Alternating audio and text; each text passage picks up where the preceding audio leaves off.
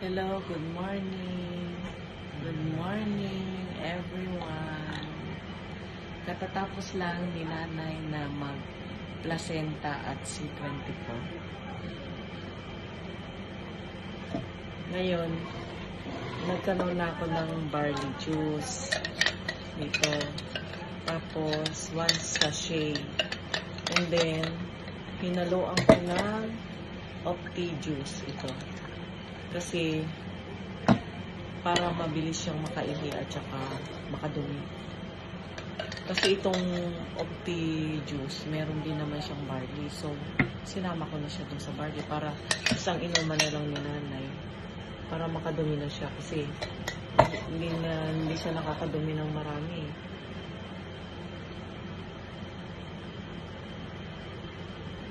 Okay? Okay, alright. Bye for now. Till next